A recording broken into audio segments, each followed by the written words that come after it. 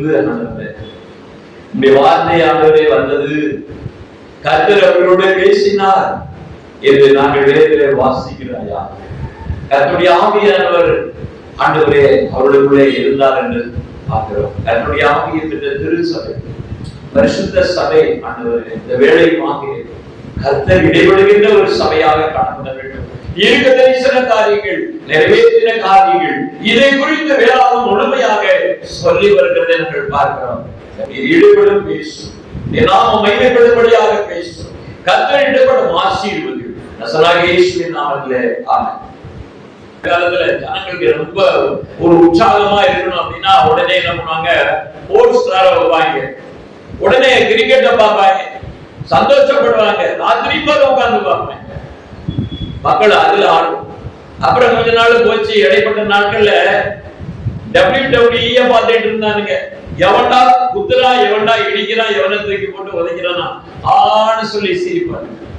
ஆனா இப்ப பார்க்கக்கூடியது என்ன அப்படின்னா WW3 அப்படின்னா என்ன அர்த்தம்?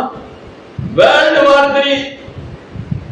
இப்ப உள்ள ஃபைட் என்ன அப்படின்னு கேட்டா, ஜனங்கள் காலையில இருந்து சாயந்தரம் வரைக்கும் உடனே என்ன பண்றாங்க? உடனே டிவி ஆன் பண்ண உடனே நியூஸ பாக்குறாங்க. வேர்ல்டு வார் நடக்குதா, என்ன நடக்குது, ஏது நடக்குது, இதுதான் இன்னைக்கு போயிட்டு இருக்கு. காலையில எத்தனை பிளைட் விட்டான், எத்தனை பேர் மேல விட்டான், எத்தனை குண்டுகளை போட்டான், கொத்து குண்டுகளை போட்டான், சூப்பர் சானிக் என்னென்னவோ ரசாயன ஆயுதங்களை இந்த நாட்களை பயன்படுத்தி வருகிறதை நாம் பார்க்கிறோம். கேட்கறதே கிடையாது, யாருமே கேட்கறது கிடையாது. ஏன் அப்படின்னா கொடிய ஒரு தன்மையிலே ஒரு அரக்கத்தனமான காரியங்கள் இப்பொழுது இந்த யுத்தத்திலே நாம் பார்க்கிறோம். கர்த்தருக்கு பிரியமானவர்களே, நீங்க வேதாகமத்தை திறந்த அப்படின்னா என்ன அப்படின்னா, இப்ப அந்த நிறைய பேர் இருக்கிறாங்க, டிவியில வருவாங்க, கர்த்தர் உங்களை ஆசீர்வதிப்பாரே, நீ ஆசீர்வாதமா இருப்பாய், காணிக்கை அனுப்பு. அந்த கூட்டம் எல்லாம் அந்த நியூஸ் எல்லாம் இப்ப பறிச்சிட்டாங்க ஜனங்கள். இப்ப எதை பாக்குறாங்க அப்படின்னா WW3 வேர்ல்டு வார் 3 தொடக்கம் எப்படி என்பதைத்தான் அந்த நாட்களில் சிந்தித்துக் கொண்டிருக்கிறார்கள். வேதாகமம் என்ன சொல்லுகிறது? திருவார்த்தை, திருவசனம் என்ன சொல்லுகிறது? இதைத்தான் இன்னைக்கு என்ன பண்ணாங்க? தேடுறாங்க. எனக்கு பிரியமானவர்களே, இப்பதான் என்ன பண்றான் அப்படின்னா அங்கும் இங்கும் ஓடி ஆராய்ந்து வேதத்தை தேடுகிற காலம் இதுதான். அடுத்து என்ன சொல்ல போகிறது, அடுத்து என்ன நடக்க போகிறது? இப்ப டீசல் பெட்ரோல் தட்டுப்பாடு வரப்போகிறது, பல சூழ்நிலைகளை நாம் சந்திக்க போகிறோம். இனிமேதான் பஞ்சங்கள் வரப்போகிறது, கொள்ளை நோய்கள் வரப்போகிறது, இனிமேதான் பெரிய பெரிய கூத்துக்கள் தான் நடக்க போகிறது, இனிமேதான் பெரிய பெரிய அழிவுகளை சந்திக்க போகிறோம். அந்த கட்டத்தினாலே வேதாகமம் என்ன சொல்கிறது? நம்மளை காத்துக் கொள்வதற்கு நமக்கு வழி என்ன? தேவனுடைய ராஜ்யத்துக்கு சேர்வதற்கு வழி என்ன? அந்த அளவுக்கு சிந்திக்கணும். அப்படின்னா அந்த சபையில நல்லா பாடுறாங்க, நல்லா கைதட்டுறாங்க, நல்ல அல்லேலூயா சொல்றாங்க, எல்லாம் பண்றாங்க. அப்படியா? ஒரு பெரிய கூட்டமே இருக்கா, ரொம்ப சந்தோஷம் அப்படின்னு சொல்லிட்டு என்ன பண்றாங்க? வண்டி வண்டியா ஆட்களை கொண்டு போய் சேர்க்கிறாங்க. இதுல நிறைய பேரு பக்கத்துல உள்ள சபைகளுக்கு போயிருக்கீங்களா? அடுத்த சபைகளுக்கு போயிருக்கீங்களா?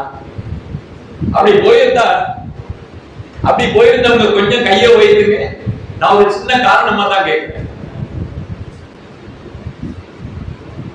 எந்தெந்த சபைக்கு எல்லாம் போயிருக்கீங்க? புராட்டஸ்டன்ட் சபைகளுக்கு போனீங்களா? பெந்தேகோஸ்தே சபைக்கு போனீங்களா? இல்ல கத்தோலிக்க சபைக்கு போனீங்களா? எங்கெங்க போயிருக்கீங்க சொல்லுங்க. சும்மா பார்ப்பதற்காக போயிருக்கலாம். எல்லா சபைக்கும் ஐயா போயிருக்கிறாரு. நான் எல்லா இடத்துக்கும் போவேன், எல்லா இடத்துலயும் கூப்பிடுவாங்க. எதுக்காக நான் போறேன்றது விஷயம் வேற. என்ன அப்படின்னு கேட்டா, அங்க பயங்கரமான வொர்ஷிப் நடக்கும். நல்ல கவனிங்க. ஒருத்தன் பக்கத்துல இருக்கிற என்ன பண்றான்? கிடுகிடு கிடுகிடுன்றான். என்னடா கிடுகிடுன்னா அந்நிய பாஷையம்.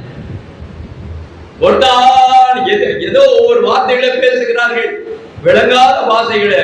கடைசியில பாத்தீங்க அப்படின்னு கேட்டாங்க, நீங்க ஆவியில நிரம்பலையா அப்படின்னு கேட்கிறாங்க. அப்புறமா நீங்க கடைசி கூட்டத்துக்கு ஏன் வரல? எல்லாரும் அபிஷேகத்தை பெறதுக்கான வந்திருந்தாங்க, நீங்க முதல் அன்னைக்கு வந்துட்டு அப்புறமா கடைசி அன்னைக்கு வரலையா அப்படின்னாங்க. நான் சிரிச்சுக்கிறேன்.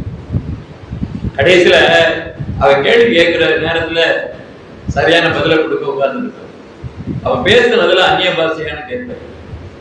அப்போ சொல்லுவ, விளங்காத பாஷைகள், அதாவது உன் இஷ்டத்துக்கு நீ எதையாவது ஒண்ணு சொல்லிட்டு நீ விளங்காத பாஷையை பேசி கொண்டு வருது. ஆவியானவர் விளங்காத பாஷையை பேச மாட்டாரு, தெளிவா பேசுவாரு. ஆண்டவர் சொப்பனத்துல தரிசனத்துல பேசுகிறாரு. அந்நிய பாஷைகளும் தீர்க்க தரிசனமாக ஆண்டவர் சொல்லி இருக்கிறாரு. அந்நிய பாஷைகளை பேசி தீர்க்க தரிசனம் உரைத்தார்கள். ஆவியானுடைய வெளிப்படையான அடையாளம். உங்ககிட்ட என்ன தீர்க்க தரிசனம் வந்தது சொல்லுப்பா அப்படின்னா, இல்ல இல்ல இல்ல அப்படியெல்லாம் இல்ல அப்படின்னு. என்ன நீ நடிக்கிற? ஏன் கோமாளியா நீ? கோமாளித்தனம் பண்றியா நீ? ஏன்கிட்ட ஆண்டவர் உரைத்தாருப்பா, உங்கள்கிட்ட ஒண்ணுமே கிடையாது என்று ஆண்டவர் என்கிட்ட சொன்னாரு. இதெல்லாம் வேடிக்கை பண்ணிட்டு இருக்காங்க, இதே சொல்லி ஏமாத்துறாங்க அப்படின்னு சொல்லிட்டு. இன்னொரு இடத்துல பாத்தீங்கன்னா ஒரே அல்லேலூயா அல்லேலூயா, நல்ல வார்த்தை தான் அல்லேலூயா. கர்த்தரை புகழ்கிறது நல்லதா, துதிக்கிறது நல்லதா, நிறைய சாட்சி சொல்லுவாங்க நல்லதா, இல்லையே நான் சொல்லல. ஆனா ஒரு காரியம் உள்ள ஒண்ணு நடக்கும். என்ன நடக்கும் அப்படின்னு கேட்டா, அங்க வந்து பாத்தீங்கன்னா 200 ஏக்கர்ல 2-3 சென்டர்களை வந்து கேரளாவில கட்டி வச்சிருக்கிறாங்க. நீங்க போய் பார்க்கணும் அப்படின்னா கேட்ல வந்து அந்த டைம்ல உங்கள்ட்ட செல்போன்லாம் வாங்கிடுவாங்க, வெளியில போக முடியாது, உள்ளே வச்சுக்கிடுவாங்க, வெளியில போக முடியாது. 3 வேளை சாப்பாடு, யார்கிட்டையும் யாரும் பேசக்கூடாது. ஏன் அப்படின்னு கேட்டா அந்த அளவுக்கு கட்டுப்பாடு இருந்தாவா என்ன போன்றாங்க. அப்புறம் கடைசியில என்ன பண்ணாங்க, நீங்க ஆவியோட நிரம்பிட்டு போவீங்க, அதுக்காகத்தான் உங்களுக்கு இந்த கூட்டத்தை நாங்க நடத்துறோம் அப்படின்னு சொல்லி, அந்த எவன் ஒருத்தன் உள்ளே இருந்துகிட்டு இந்த வேலையெல்லாம் பண்றான்னா, யாரையெல்லாம் பிடிச்சுக்கிட்டு உன் பேர் என்னது, நீ இந்த ஊர்ல இருந்து வந்திருக்கிற, உன் குடும்பத்துல இத்தனை பேர், என்ன சம்பவம் நடக்குதுன்னு சொல்லி அப்படியே சொல்லிக்கிட்டே இருக்கிறான். அப்படியே என்ன பண்றாங்க, கண்ணீரா விடுறாங்க. ஆமா ஆமா ஆமா, நீ என்ன பாவம் பண்ணி இருக்கிற, நீ இந்த மாதிரி எல்லாம் பாவ சங்கீர்த்தனம் பண்ணணும், குற்றறிக்கை பண்ணணும் அப்படின்னு சொல்லிட்டு அழ வச்சு எல்லாரையும் அழ வச்சிருவாங்க. தொட்டு தொட்டு இப்படி எல்லாம் பண்ணிட்டு கடைசியில ஏன் கிட்ட வந்தா வந்து உட்கார்ந்த, எப்பா நீ என்ன என்கிட்ட வந்திருக்கிறிய, நீ சிக்கிட்டியப்பா அப்படின்னு. அவன் பெரிய ஃபாதர் தான், நீ என்கிட்ட சிக்கிட்டிய அப்படின்னு. நான் இயேசுவின் அக்கினினாலே என்ன நான் கொடப்பட்டவன், நீ என்கிட்ட மாட்டிக்கிட்டே அப்படின்னு. இப்ப இந்த நிமிஷத்துல இருந்து உனக்கு மெண்டல் ஆவ நீ அப்படின்னு சொல்லிட்டு வாதி கிரியை செய்யாது, ஜாக்கிரதை அப்படின்னு. அவன் ஒரு மாதிரி ஆயி போய் என்ன பண்ணிட்டான் அப்படின்னா, ஐயா போங்க போங்க போங்கன்ட்டான். அப்ப என்ன இருக்கா, குறி சொல்லுகிற ஆவிகள் உட்கார்ந்து ஒவ்வொரு இடத்துலயும் என்ன பண்ணுது அப்படின்னா, பல அதாவது ஆயிரக்கணக்கில் லட்சக்கணக்கில் கூட்டத்தை வச்சு இன்னைக்கு என்ன பண்ண கூட்டம் நடத்துது. 5 மாடி பில்டிங் கட்டி இருக்கிறான், ஜனங்கள்லாம் தங்குறது இருக்கு, ரொம்ப வசதியெல்லாம் பண்ணி வச்சிருக்கிறான், டைம் பிரகாரம் ஆகாரம், சரியான ஒழுங்குமுறைகள், பயபக்தியை காட்டுற மாதிரி. ஆனா அங்க இருக்கக்கூடிய ஆவி என்ன ஆவின்றது அவங்களுக்கு தெரியும். அப்ப இந்த ஆவிகள் எல்லாம் யாரு விரட்டுறது, யாரு போய் முற்றுகையிடுகிறது, யாரு செய்யணும்? ஒரு காரியத்தை சொல்லுகிறேன், இந்த 1,44,000 பேர் நிறைய பேர் கனவு கொண்டுட்டு இருக்காங்க. ஒவ்வொரு சபையும் தான் சொல்லிட்டு இருக்கு, நாங்க போயிருவோம் நாங்க போயிருவோம் நாங்க போயிருவோம்னு சொல்லிட்டு. இயேசுவானவர் பூமியிலே பாடுபட்டு சிலுவையிலே அடிக்கப்பட்டு கொலை உண்டு ஆண்டவர் அதுக்கப்புறம் தான் பரலோகத்துக்கு போனார். அந்த பிரகாரமாகத்தான் என்ன பண்ணாங்க, அவர் காண்பித்து அவருடைய மார்க்கத்தை கற்றுக்கொண்ட தேவ பிள்ளைகள், தேவ ஊழியர்கள், அப்போஸ்தலர்கள், தீர்க்கதரிசிகள் அவிதமாக அந்த உலகத்துல பாடுபட்டு அவிதமாக இடத்துக்கு போனோம் அப்படின்னு சொல்லி அவங்க இருக்கிறாங்க. அதை குறித்து தான் வேதாகமம் தெளிவா சொல்லுது. அடிக்கடி படிப்பாங்க, அந்த வார்த்தையை படிப்பாங்க, ஆனா பதில் சொல்ல மாட்டாங்க. வேதாகமத்துல எடுத்துக்கொண்டு வாசிப்போம். வெளிப்பாடுடைய புத்தகத்துல 12வது அத்தியாயம் 11வது வசனத்தை வாசிப்போம். இது நிறைய நேரங்களை வாசிக்கிறீங்க. இந்த வசனங்கள் உங்களுக்கு நன்றாக தெரிந்த ஒரு வசனம். ஆனா அதனுடைய வார்த்தைகளை நாம் கவனிக்கப்படும் போது,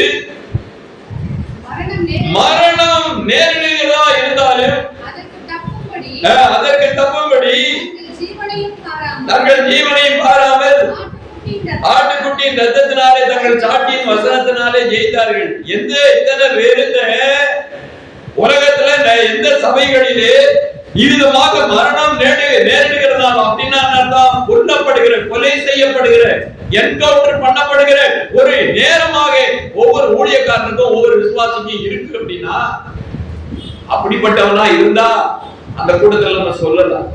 இன்னும் அந்த இதுக்குள்ளே வரலையே, அந்த சம்பவம் அந்த அளவுக்கு ஊழியத்துல சந்திக்கல, அந்த அளவுக்கு ஊழியத்துக்குள்ள போகல, எந்த அடையாளமும் கிடையாது. அப்போஸ்தலருடைய அடையாளங்கள் இல்ல, தீர்க்கதரிசியுடைய அடையாளங்கள் இல்ல, முற்காலத்திலே வாழ்ந்த தேவ பிள்ளைகளுடைய அடையாளம் கிடையாது, மிஸ்ரேலுடைய வரலாறே கிடையாது. மீதமானவர்கள் நாங்க போவோம் 1,44,000. கதையே நடக்காது. யாருடைய டிஎன்ஏ இருக்கவங்க?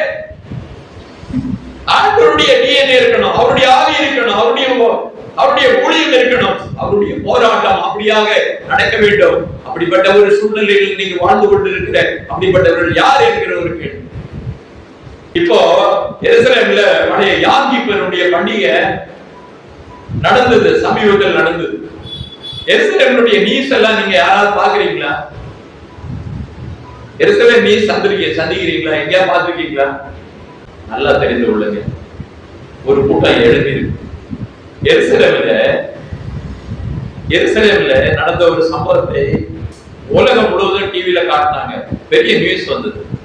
உலகம் முழுவதும் பயங்கரமான ஒரு நியூஸ் வந்தது. எருசலேம் நியூஸ் செய்திகளை நீங்க கவனிங்க. எருசலேம்ல நடக்கக்கூடிய எத்தனையோ டிவியில ப்ராபசியை பத்தி சொல்லக்கூடிய நியூஸ் நிறைய இருக்கு.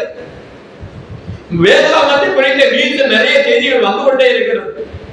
எருசலேம்ல நடக்கக்கூடிய சம்பவங்களை குறித்து நமக்கு இன்னைக்கு வேதாகமம் கற்றுக் கொடுத்து இருக்கிறது. எருசலேம் இன்னைக்கு எவனுக்குமே தெரியாதவன் வாயில கூட எருசலேம்ல தெரிகிறது, இஸ்ரவேல்ல தெரிகிறது.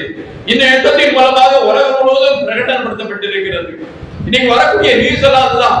நம்ம என்னத்தை பாக்குறோம், எதை பாக்குறோம் அப்படின்னு கேட்டா, இங்க உள்ள நாட்டு நடக்கும், இங்க உள்ள சூழ்நிலையை பாக்குறோம். ஆனா வேதாகமத்தை படிக்கிறவர்கள் எந்த செய்தியை பார்க்க வேண்டுமானால் எருசலேம் செய்திகளை நீங்கள் பார்க்க வேண்டும். ஒரு பண்டிகை, இப்ப சமீபத்தில் நடந்த பண்டிகையிலே 10,000 பேரு யூதர்களுடைய நபிகள் யூதருடைய ரபிமார்கள் பட்டம் பெற்றவர்கள் 300 பேரு, மீதி உள்ள ஜனங்கள் எல்லாம் என்ன பண்ணாங்க அப்படின்னா, சம்பவத்தை நல்லா கேளுங்க. அவர்கள் அந்த இடத்துல இருந்து பேசுறாங்க. ஒரு வயசான ஒரு ரவி பேசுகிறார், இன்னொரு ரவி அங்கே இருந்து பேசுகிறார். 300 பேர் பட்டம் பெற்ற ரவிகள், குருக்கள் பட்டம் பெற்றவங்க அங்கே உட்கார்ந்து இருக்கிறாங்க. அவர்கள் எல்லாம் நின்று பேசி கதறி அழுகிறார்கள். என்ன அழுகிறார்கள் என்று பார்க்கப்படும்போது, அவர்கள் சொன்ன ஒரு வார்த்தை, மேசியா இனி வருவார் என்று சொல்லியும் இதுவரைக்கும் இஸ்ரவேலில் உள்ள ரவிகள் என்ன பண்ணிருக்காங்க, எங்களை மோசம் போக்கினாங்க, 2000 வருடமாக எங்களை ஏமாற்றி வஞ்சித்தார்கள் என்று சொல்லி இப்ப அங்க பெரிய பெரிய போராட்டங்கள் நடந்து கொண்டு இருக்கிறது. கர்த்தருக்கு பிரியமானவர்களே,